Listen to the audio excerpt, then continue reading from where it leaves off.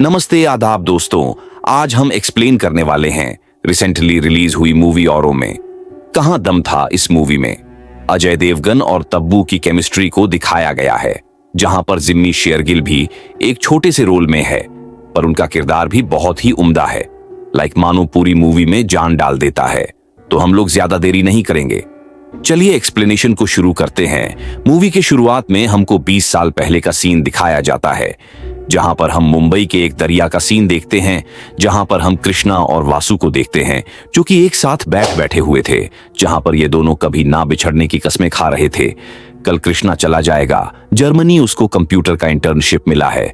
उधर वो बोलता है कि 2 साल बाद आऊंगा, फिर पूरा सब कुछ ठीक कर दूंगा, किसी को कोई तकलीफ नहीं होगी। तब वासु बोलती है, मैं तुमसे कभी बिछड़ नहीं सकती, अगर हमारे बीच में कोई आ जाता है तो तब कृष्णा बोलता है, हमारे बीच में कोई नहीं आएगा, अगर आता है तो मैं ये दुनिया ही जला दूंगा। पर इनकी किस्मत में कुछ और लिखा था। हमको 20 साल बाद का सीन दिखाया जाता है और मुंबई जेल देखते हैं। हम लोग मुंबई जेल में हम देखते हैं कृष्णा को, जो कि सजा काट रहा है। उसको 20 साल की जेल हुई है। जेल में कोई कृष्णा के साथ उलझता नहीं है। वह किसी के साथ पहले तो नहीं लड़ता, पर अगर कोई उसके हत्थे चला जाता है वो उसको नहीं छोड़ता। जेल के बाकी कैदी के साथ वह बहुत ही अच्छे से रहता है। पुलिस वालों को भी वह मदद करता है, पर जो भी उसको जेल में देख रहा है, इतने सालों से वह न कभी इतना हंसा न कभी कुछ बोलता है। वो हमेशा खामोश रहता है, मानो उसके मन में अपने ही संघर्ष चल रहा है। कोई नहीं जानता कि उस रात को क्या हुआ था। सिर्फ पता है कि 2 खून करने की वजह से आज कृष्णा जेल में है। वो किस बारे में किसी से बात भी नहीं करता। देखते देखते 20 साल हो चुके हैं। कृष्णा की रिहाई में सिर्फ और 1 दिन बचे हुए हैं, वो भी कंसेशन से, क्योंकि कृष्णा ने इतने अच्छे बिहेवियर जेल में दिखाए हैं। सबसे इतने पोलाइटली वो रहा है, इसलिए उसका सजा कम हो चुका है। फिर हम देखते हैं कृष्णा को आईजी साहब बुलाते हैं और बोलते हैं कि तुम्हारा सजा कल खत्म होने वाला है, पर तुमने एक एप्लीकेशन फाइल किया है कि तुमको जेल से रिहा ना करा जाए, तुम्हारी जो पूरी सजा है वो तुमको दिया जाए। ऐसी रिक्वेस्ट की कोई खास वजह लोग तो इधर से छूटना चाहते हैं। तब कृष्णा बोलता है कि सर, मैं बाहर के लिए रेडी नहीं हूं, मैं बाहर की चीजों को फेस नहीं कर पाऊंगा।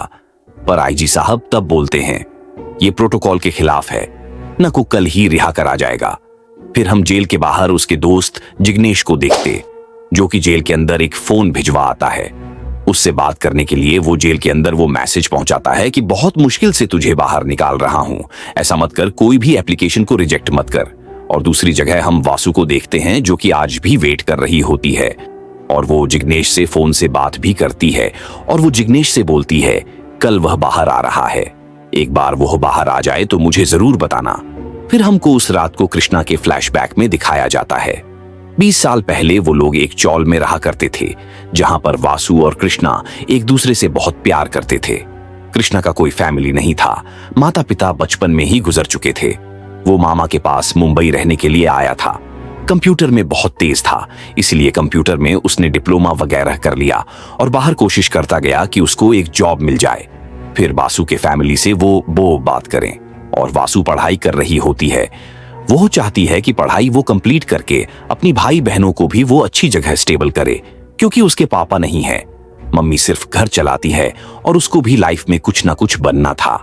वासु भी उसके इस चीज को सपोर्ट करती है और बोलती है कि तुम लाइफ में बहुत बड़े बनोगे, मैं दिल से चाहती हूं। फिर हम प्रेजेंट डे में देखते हैं कि वासु जेल से छूटता है।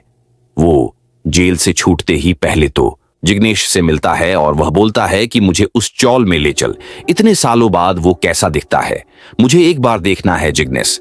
फिर कैसे भी जुगाड़ लगा के उस चौल लेकर चला जाता है, क्योंकि 20 साल बाद उधर और कोई फैमिली रह रही होती है। और वो वासु को भी बता देता है कि कृष्णा जेल से छूट चुका है। अभी वासु के लाइफ में कोई और है, उसकी शादी भी हो चुकी है। पर कृष्णा के लिए उसकी तड़प देख के आप लोग समझ पा रहे होंगे कृष्णा के लाइफ में क्या कुछ हुआ है। इन दोनों ने बहुत कुछ सहा है। कृष्णा फिर चौल में जाता है और धीरे धीरे मानो उसके पुराने दिनों की याद उसे आ रही होती है। कैसे वो लोग होली खेल रहे थे, कैसे वो लोग त्योहार में मिलते थे, कैसे वो लोग एक साथ रहा करते थे। कृष्णा मानो उस दर्द से बरा नहीं था। 20 साल बहुत होते हैं। जब वो जेल में गया था तब वो मानो कॉलेज में पढ़ता था, उस एज का ही था वो। फिर हम देखते हैं कि वासु उससे मिलने के लिए आती है, पर कृष्णा ने ये एक्सपेक्ट नहीं किया था, क्योंकि उसे लगता था कि वासु उसे भूल चुकी होगी, वो कभी नहीं आएगी। पर वासु आई, वही तड़प, वही दर्द के साथ। वो दोनों एक साथ मिलते हैं और गाड़ी में बैठ के वही मुंबई के दरिया के पास चले जाते हैं और एक दूसरे के साथ बातें करने लगते हैं। जहां पर 20 साल बाद वासु कृष्णा से बोलती है कि मैंने हर दिन तुमको याद किया, कोई भी ऐसा दिन नहीं है जिस दिन मैंने तुमको याद नहीं किया। तभी कृष्णा मुस्कुराता है और बोलता है, मेरी जिंदगी में तुम्हारी याद के अलावा और कुछ भी नहीं है, तो इसलिए मुझे तुम्हें याद करने की जरूरत नहीं है। जो भी याद है वो तुम्हारी ही है।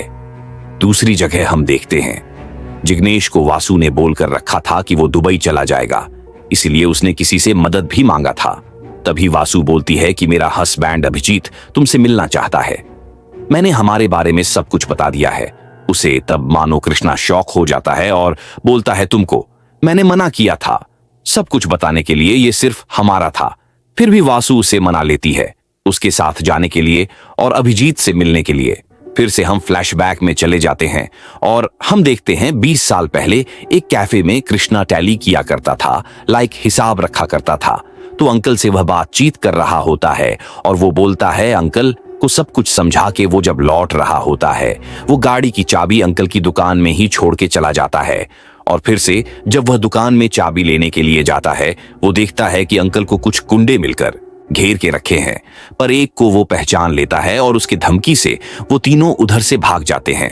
अंकल उसे बहुत शुक्रिया बोलते हैं। फिर कृष्णा अपने चौल में चला जाता है। चौल में जाते ही वो उस लड़के को बुलाता है जो कि चौल का ही होता है, जो बाहर ऐसे गुंडागर्दी करता जाता है। कृष्णा उसे 2-3 चाटे लगाता है और बोलता है, तू अपने माँ बाप के बारे में सोच, ये सब कुछ मत कर, मैं चाहता तुझे पुलिस में भी दे सकता था। फिर उन दोनों में थोड़ा कहासुनी हो जाता है और चौल के सारे लोग भी देख रहे होते हैं। फिर प्रेजेंट डे में हम देखते हैं वो लोग अभिजीत के घर पहुंचते हैं और फिर अभिजीत और वो बातें कर रहे होते हैं। वासु के फैक्ट्री में कुछ काम आ जाता है और वासु बाहर चली जाती है। अभिजीत बहुत ही नॉर्मल था। वो पहले तो कृष्णा को बहुत थैंक यू बोलता है, जो कुछ भी उसने वासु के लिए किया इसके लिए वह बहुत शुक्रगुजार है। और यह बोलता है, आज तुम नहीं होते तो हम दोनों साथ नहीं होते। उस दिन को मुझे वासु ने तो पूरा कहानी सुनाया था कि उस रात को क्या हुआ था, पर मैं तुम्हारे मुंह से सुनना चाहता हूं। पहले तो कृष्णा बहुत हिचकचा जाता है, वो कुछ भी नहीं बोलता। बाद में अभिजीत के बहुत रिक्वेस्ट पे वो बताता है, उस दिन सुबह मुझे कंपनी से एप्लीकेशन मिला था कि जर्मनी के लिए मैं सिलेक्ट हो चुका हूं। मैं बहुत ही खुश था। वासु के साथ मिलके मैं ये खुशखबरी उसको देना चाहता था। मैंने उससे मिला और सारा दिन हमने घूमा, लाइफ में आगे क्या क्या करेंगे पूरा सब कुछ हमने प्लान कर लिया। फिर उस दिन सारा दिन घूम के जब हम चौल में पहुंचते हैं, वो बोलती है कि मेरे अंदर जाने के 5 मिनट बाद आना, कि मां को पता ना चले। मैं चाहती हूं सबके सामने तुमको अच्छे से इंट्रोड्यूस कराऊं ना, कि ऐसे फिर मैं वासु को उधर छोड़ के चला जाता हूं और हमने आखिरी बार गुड बाय किया।